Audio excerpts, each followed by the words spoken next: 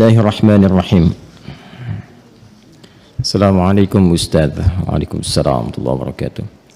Semoga Ustaz selalu dalam lindungan dan rahmat Allah Subhanahu wa taala. Amin. Semoga Allah memberikan perlindungan dan rahmat kepada Anda dan keluarga lebih baik dari apa yang Allah berikan kepada kami, dan kita diberikan pancaran kemuliaannya. Ustaz, sebelumnya saya minta tolong penjelasan tentang menikah dengan sepupu. Apa di dalam Islam diperbolehkan? Kalau memang dibolehkan, saya mohon penjelasannya Ustaz. Karena saya ada berhubungan dengan sepupu. Kebetulan ayah saya dan ayahnya adik, dan ayahnya adik kakak. Kenapa kebetulan? Ya, emang adik kakak kan, bukan kebetulan. Ya, kebetulan ayah saya dengan ayahnya adik kakak. Ayah saya yang paling tua. Dan kami berdua ingin menikah, tapi terhalang restu orang tua. Karena mereka menikahi sepupu, karena kata mereka menikahi sepupu itu tidak boleh karena masih satu bapak. Kami sudah memberikan penjelasan kepada orang tua, tapi orang tua masih kekeh dengan pendapatnya. Kami hanya ingin halal agar kami terhindar dari maksiat. Kami mohon kepada Ustadz untuk memberikan penjelasan tentang hukum menikahi sepupu. Dan kalau boleh, kami minta tolong divideokan ya Ustadz, agar orang tua kami bisa memahaminya dan memberikan restu kepada kami. Sebelumnya terima kasih banyak ya Ustaz. Syukran, jazakallah. Anda memindahkan beban hidup Anda kepada saya. Tidak apa-apa, ini biasa. Ya, mau dijawab? Yuk kita pakai Quran aja dulu jawabnya. Buka Quran surah ke 33 Al-Ahzab ayat 50. Quran surah 33 ayat 50. Tolong diambilkan kursi satu lagi. Biar duduk. Kursi satu lagi. Minta kursi. Ada? Kita langsung aja ya supaya nggak terlalu panjang. Hukum pernikahan dengan sepupu. Ada sepupu, ada keponakan, beda ya. Baik. Ini kan kasusnya begini. Ada adik kakak, ya. Kemudian masing-masing punya anak, kan? Anaknya ini saling punya rasa, ya, saling mencintai. Baik ya, masih ingat yang pernah saya sampaikan? Bukan 2 tahun lalu, kemarin malam Jumat, ya, baik ya. Dan rasa ini ingin disalurkan dalam bentuk yang halal untuk pernikahan. Menikahi yang yang dicintai, menikahi yang dicintai itu harapan. Tapi mencintai yang dinikahi itu kewajiban. Jelas? Baik ya? Nah, sekarang ada harapan enggak untuk menikahi yang dicintai itu? Dia punya rasa cinta antara sepupu ini, ya, anak dengan anak, maka boleh enggak hukum nikahnya? Yuk kita lihat di Quran ya, surah ke-33 ayat 50. Ada ayatnya? Dibaca.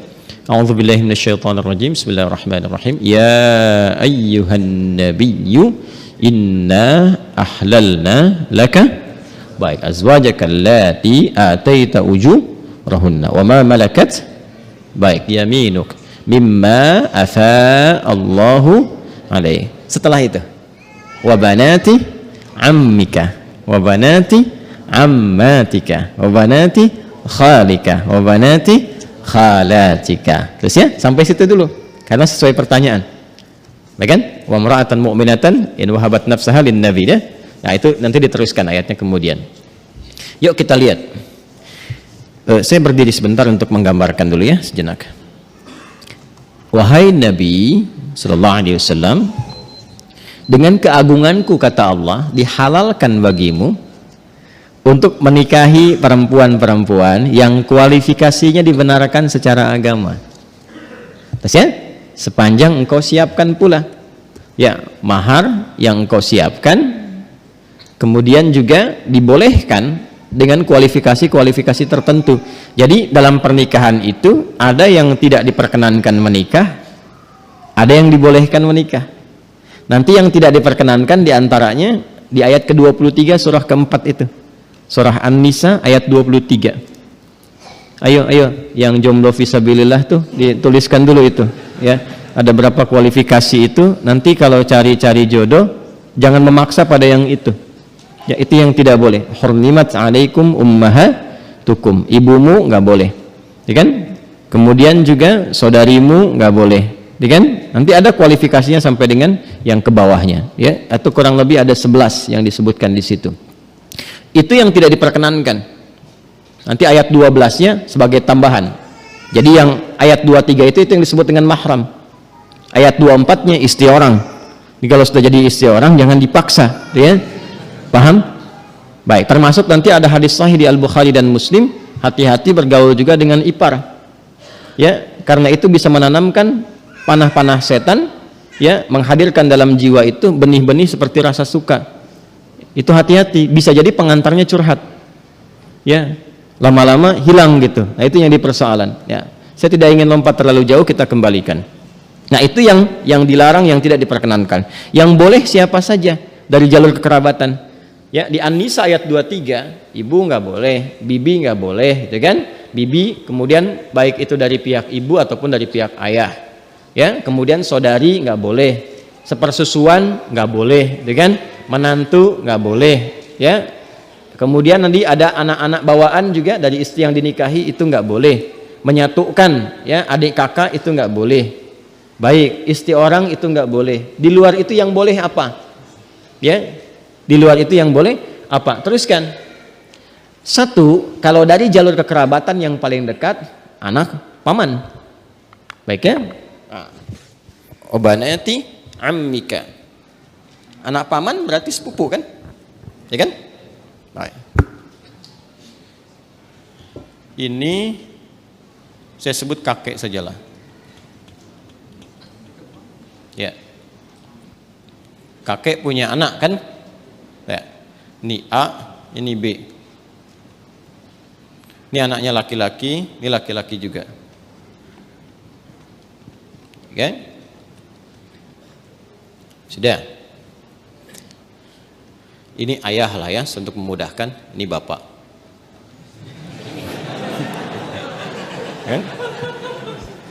Kan punya anak kan? Berarti jadi ayah. Itu punya anak berarti bapak. A-nya apa? Ayah. B-nya bapak. Jelas? Nah, ini punya anak. Baik ya? Ini X. Yang ini ya kan? Ini Y. Baik. Yang ini perempuan Y. Yeti misalnya kan? Ya. Ini Safi. Ya. Kalau dia punya anak beberapa misalnya Safi, Messi, misalnya siapa lagi ke bawah misal. Ini laki-laki. Ini perempuan. Nah, ini sepupuan kan? Ini kan? Ya, halo? Ini dengan ini sepupu ya? Baik. Nah, ini Yeti dengan Safi ada rasa saling mencintai. Ingat, mencintai dengan menyukai itu berbeda. Suka, semua bisa disukai, tapi tidak setiap yang disukai itu harus mencintai. Jelas ya? Baik. Sama dengan begini, tak kenal maka tak bukan ta'aruf. Ya.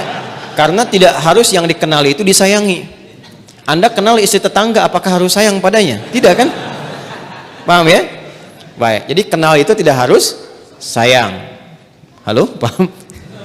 Nah, tapi kita menyukai siapapun harus suka dalam konteks kebaikan. Tapi tidak selalu yang disukai itu harus dicintai.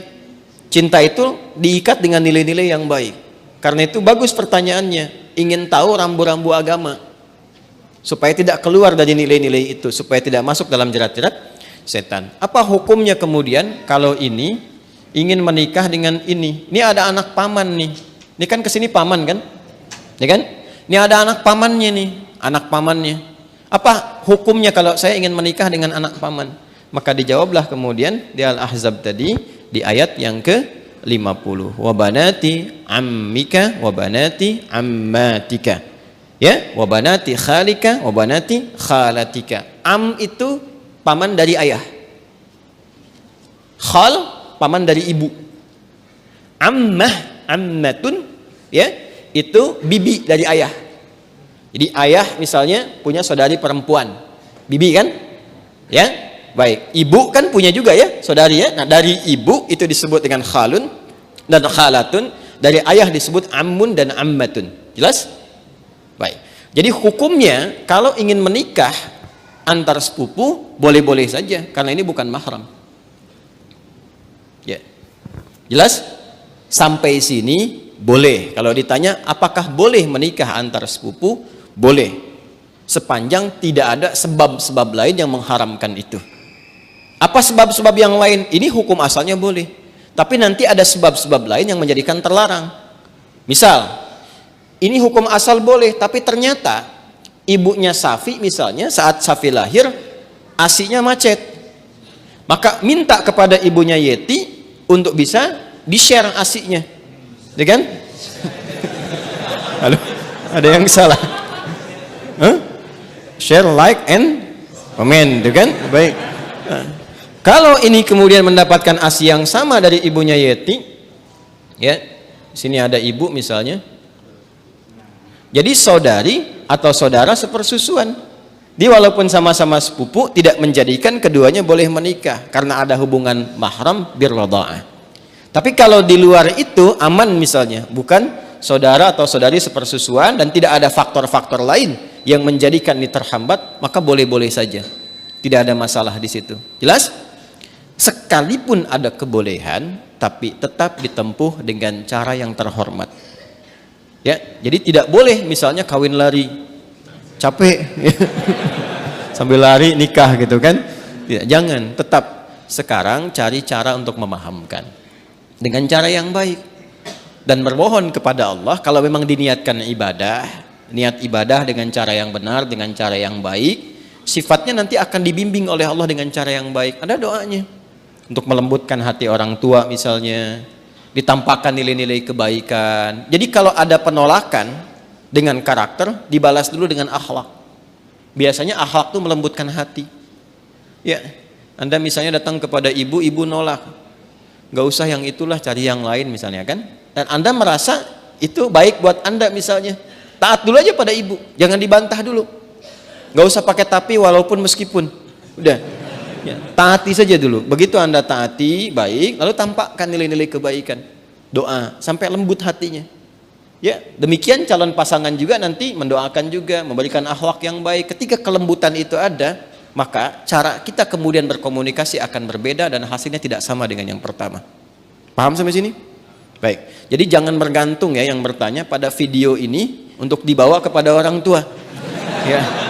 Ini jawaban Ustadz Adi misalnya, tidak ya. Bagi saya tetap hukum aja yang didahulukan. Ini hukumnya boleh, tapi akhlak itu yang diutamakan. Paham sampai sini? Baik. Nah, supaya tidak keliru memahami, kalau kita teruskan itu ada kalimat khalisatan laka min dunil mu'minin. Ada kekhususan untukmu. Teruskan ayatnya ya, teruskan ayatnya. Yang berlaku khusus selain bagi orang-orang beriman yang lain dari kalangan umatmu. Itu yang dimaksudkan itu yang sebelum ayat itu, yaitu setiap perempuan yang menyerahkan dirinya untuk dinikahi. Itu kekhususan bagi Nabi SAW. Ya, jadi ada sifat yang spesial bagi Nabi ketika berhijrah. Ada di antara sahabat-sahabat mulia beliau itu yang kemudian meninggal dunia, meninggalkan anak-anaknya, ada istri dan keluarganya. Ya, kemudian Nabi diperintahkan oleh Allah Subhanahu wa taala bagi perempuan-perempuan tertentu khusus, jika Nabi meridainya, akhlaknya, kemuliaannya, kebaikannya, support untuk dakwahnya, dan dia datang untuk menyerahkan dirinya untuk dinikahi, boleh-boleh saja, silahkan gitu kan. Atau perempuan-perempuan umum, dalam arti bukan yang telah bersuami ditinggal, meninggal dunia, ya, yang masih status single dan sebagainya, yang Nabi ridai kualifikasinya boleh dinikahi. Sedangkan dalam standarnya kan mesti ada wali kan. Nah, kalau bagi Nabi itu khusus. Ya, bagi Nabi khusus, tidak berlaku umum. Jadi nanti harus pandai baca-baca ayat. Ada yang khusus untuk Nabi, ada yang umum berlaku untuk umatnya. Di ayat ini ada dua kualifikasi. Ada yang umum sifatnya seperti menikah antar sepupu itu, ada yang khusus sifatnya seperti perempuan yang datang sendirinya untuk minta dinikahi. Jadi nggak boleh misalnya ada ustadz, ada dari akhwat datang, ustadz silahkan nikahi saya. Ya, misalnya kan, tuh. Walinya mana? Nggak apa-apa, saya jadikan Allah sebagai wali saya. Dia, nah itu nggak boleh. Paham ya? Itu nggak boleh hukumnya. Jelas? Nah, itu diantaranya ditemukan karena ini ada kisah kenapa ayat ini turun. Salah satunya kisah Sayyidah Maimunah Al-Ansariyah. Ya, ada kisah menyebutkan demikian. Ada kisah menyatakan Zainab Al-Ansariyah datang kepada Nabi sallallahu alaihi wasallam menyerahkan diri beliau untuk dinikahi. Jika memang ada nilai-nilai kebaikan yang bisa disupportkan untuk dakwah Nabi, maka direspon dengan turunnya ayat ini. Itu yang disebutkan oleh Imam Ibnu Jarir At-Tabari dalam tafsirnya, ya, tafsir At-Tabari atau Jami' Al-Quran di jilid yang ke-12 halaman 29.